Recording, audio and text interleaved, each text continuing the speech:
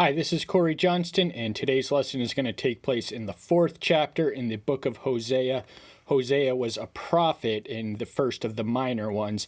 Now, a lot of us look and think that it would be a tremendous privilege to be a prophet, and many of us perhaps even envy them. But when we read a little carefully and closely, we realize that there was, in almost every case, a price to pay with being a prophet, and Hosea paid a particularly painful price. In the first chapter, we witness Yahweh call him to marry a prostitute by the name of Gomer, and he uses that as a visible sermon to illustrate Israel, which by this point is not the United Kingdom, but the Northern Kingdom. Israel's departure from their faithfulness. They were supposed to be married to Yahweh, but they committed idolatry, which was likened to adultery. They're both acts of faithlessness, and that's very much what Gomer commits on him. So she sires 3 children, the final 2 of which he's not even sure are theirs, and then eventually Gomer, she keeps prostituting, doing what she's doing, even though she's married to him, and he truly loves her, and it breaks his heart to see his wife do this to him while she remains a prostitute. She eventually winds up in bondage, and he has to buy the price of redemption for her, which is analogous to the price of redemption that Yahweh alone can provide the nation of Israel. But by the 4th chapter, we witness the beginning of his doom and gloom message of fire and brimstone, which awaits the northern kingdom of Israel that he issues through his prophet named Hosea. So the first verse reads, "Hear the word of Yahweh, you children of Israel, for Yahweh has a case against the inhabitants of the land, for there is no truth or kindness or knowledge of Elohim in the land." So Yahweh's issuing this indictment, this ultimately an ultimatum against the, what winds up as an ultimatum against the children of Israel, that he issues his case as if he is the judge and the prosecution, and there's literally no way around him. And the 3 things that he charges them with lacking is truth, kindness, and knowledge of Elohim. So the knowledge of Elohim is especially going to come into play as we progress and read further into the chapter. But kindness also bleeds into the next verse, which reads, "Swearing and lying and murdering and stealing and committing adultery have increased, and bloodshed follows bloodshed." So these are all violations of what are known as the moral law of the Decalogue. So lying was dishonest, murder, self-evident. You can't have people going around for a society to function if they're offing each other left and right, stealing, just taking what doesn't belong to you. No society can flourish or function if people are not safe in their possessions, what they are rightly entitled to, what they have earned. And adultery is something that he personally witnessed, not indulged, but witnessed in his wife. So he was affected straight to the heart by this, and this is him speaking the words of Yahweh. And bloodshed, it didn't just stop. It wasn't simply one act of violence, but a chain reaction which led to another and grew progressively and inexorably worse. "Therefore the land mourns, and everyone living there languishes, with the beast of the field and the birds of the heavens, and the fish of the sea are taken away." So Israel's moral failings affected not only themselves and the people in it, but also the land itself, and not just every human living there, but also the beast of the field, the birds of the air, and the fish of the sea. So when Adam sinned, he set a cataclysmic disequilibrium in creation itself. So the way that we conduct ourselves as human beings does in fact have a ripple effect, which does contaminate the dominion which God gave Adam in the beginning. So we owe it to ourselves and all creation to live as we are called to walk. And if there was no sin in the world, all would be well with the world. But that, sadly and tragically, that's not the case, and never has been, and perhaps never will be, at least until the Messiah returns to establish his righteous rule in the millennial dispensation. "However, let no one strive or reprove another, for your people are like those striving with the priest." Now, the priest in the northern kingdom of Israel, what happened is Jeroboam, the original king, the servant of Solomon, who broke away when the throne passed to his son Rehoboam, He set the ruler, the precedent of the rulers. They were all invariably idolaters, and what he did was he chased the Levites away. They gravitated towards the temple in Jerusalem, where the true faith and the covenant and the law keeping was not always there, but certainly more, if not consistently, it was certainly more present than it was in their neighbors to the north. And what he did was establish his own priest, and these were men without qualifications. They neither knew Yahweh or the law, and what they did, they were attracted to the position to give them pleasure, give them a living, and give them comfort and food to eat. So they were motivated by money to embrace what should be a noble calling, and they kind of corrupted it with the worldliness of it all. And you shall stumble in the day, and the prophet shall also stumble with you in the night, and I shall make your mother perish. Yahweh is the father of Israel, but Israel itself, countries are likened to in feminine terms. We refer to America and just about, every other country as her people. So Yahweh was sort of married, the covenant community was married to Yahweh, which is... in the English language, at least, adultery and idolatry are sort of a play on words. Israel had gone whoring after other idols. They were faithless to the exclusive worship, just as a husband and a wife owe each other exclusive devotion and love. So too did these people owe their exclusive loyalty and love to Yahweh, but they went whoring after idols. And in the English language, at least, that is a play on words, idolatry and adultery, and they are closely connected. They both entail an aspect of faithlessness. My people have perished for lack of knowledge. Because you have rejected knowledge, I reject you from being priests for me. See, you have forgotten the law of your Elohim. I also forget your children. There's a lot to digest here. We're going to break it down clause by clause. One, ignorance is the enemies. They had strayed from the truth, which they had been uniquely blessed and bestowed upon. They had access to an abundance of special revelation, something none of the Gentiles knew at this historical juncture and would not know till some 800 centuries hence. And they had the knowledge, they could receive it, they could accept it, but they chose to reject it. They chose to live as these other nations around them were living. They were called to be a kingdom of priests, and he rejects them as his priests because they were not faithful, they were not loyal, they were not obedient to him. And they had forgotten the law of Elohim, which he had given to them to uphold and honor. And as a consequence, he was going to forget their children. And it's tragic and painful that the sins of the parents trickle down unto the third and fourth generation. That would certainly be true with Israel and Judah eventually later. As they were increased, so they sinned against me. My esteem they have changed into shame. So they had his esteem in its pristine and pure form, which they corrupted into a species of shame. And the esteem in itself, at least, is nothing to be ashamed of, but what they did to it was shameful, and as a result, they would be shamed. They weren't shamed just yet, because they were no contrition, no remorse, no repentance at this point, but they were going to feel the sting of his rebuke and his correction and his discipline later. They eat the sin of my people and lift up their will to their wickedness. So they were not aligning their own wills. Our personal wills, there's often a dichotomy and a clash between the will of the Father and our own wills. This is something that the born-again believer even struggles with.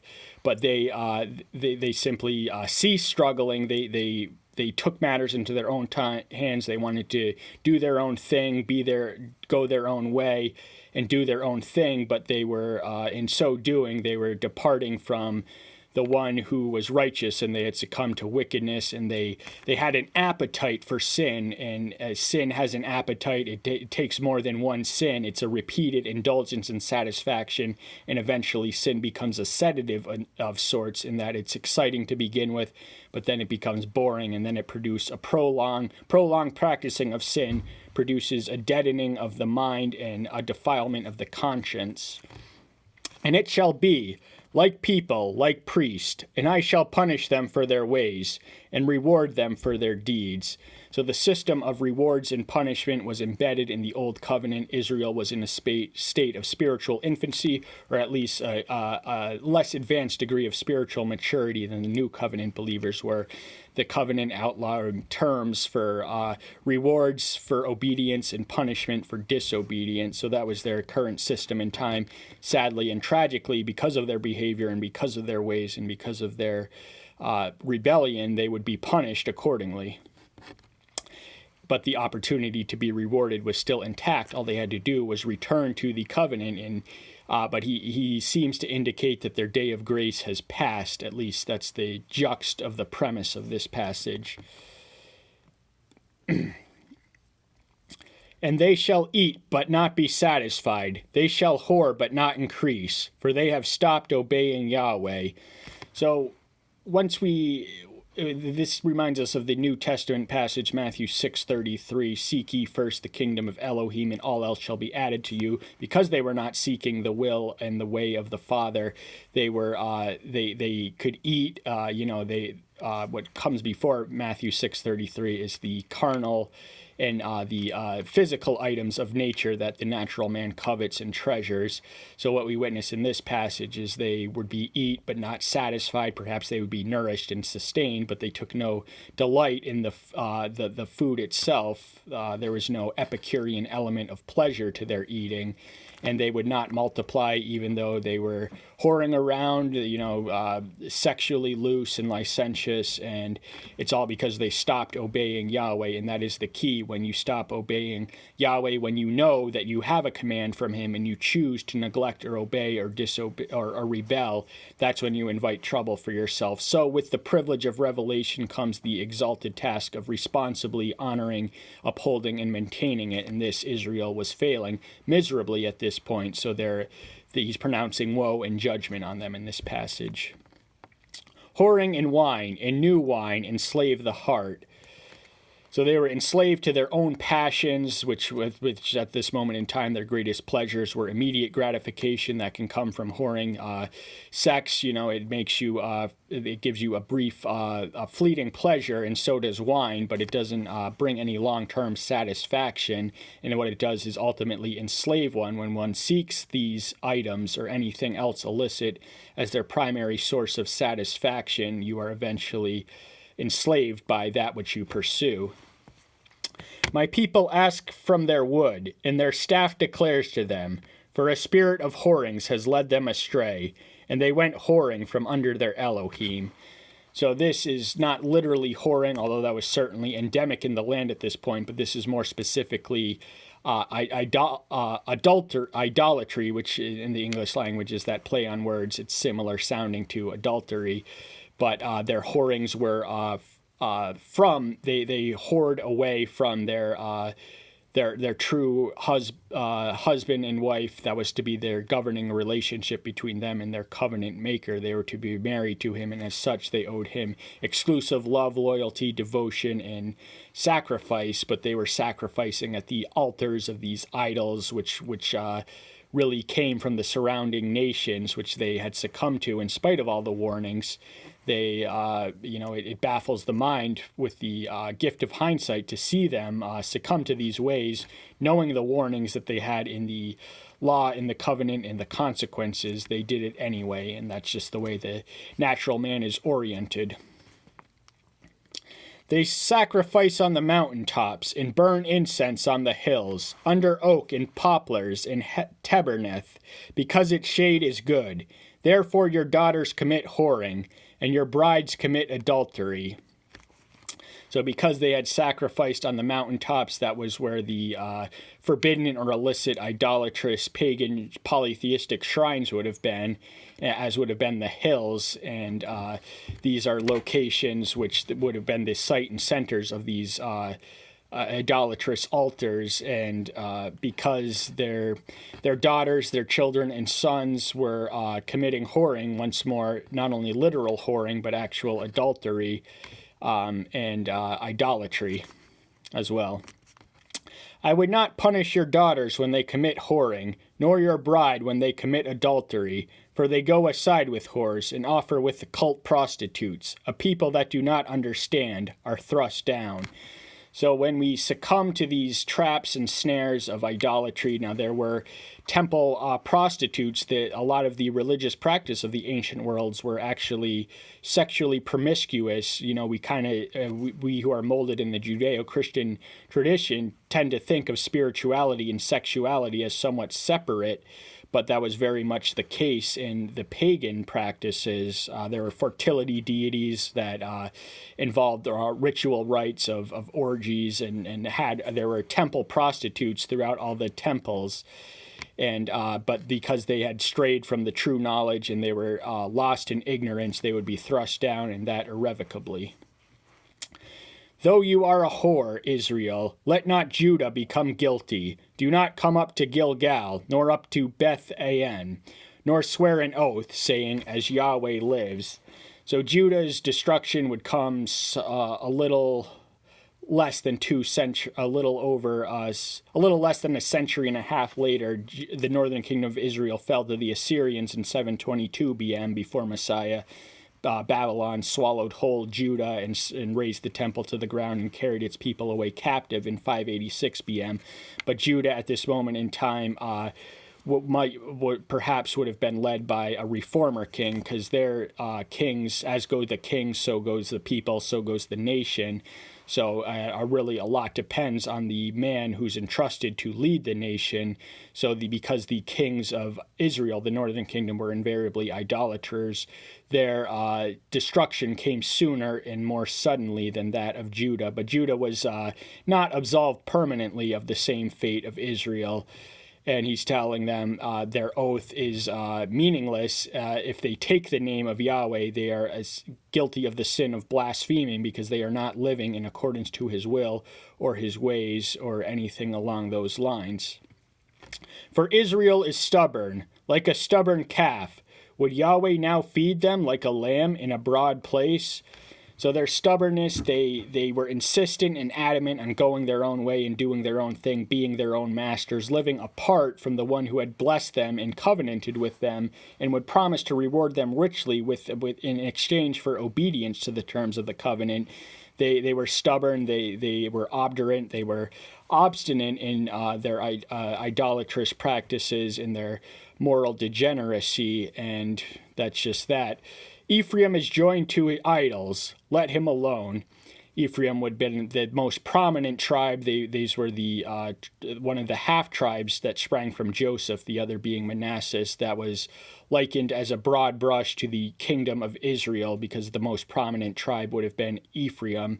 So we have to understand this is not the tribe of Ephraim alone, but the kingdom of Israel, and they were joined to their idols. They were wedded to them, so they had sinned their way of grace, and that's really an awful thing when Yahweh ceases his ministry of conviction, when he just says, okay, they've sinned away their day of grace, I'm going to let them live. They only have another 10 years to live, so what is it to me if I don't convict them and don't...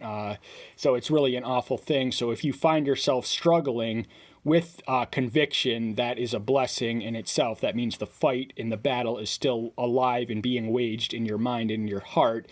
And while the battle is still raging, there is always hope. Even though there is a struggle, it is a blessing to be involved in that struggle, because in the absence of that struggle, we have no reliable foundation for salvation. Their drink is sour. They have whored continually. Her rulers run wildly, loved shame.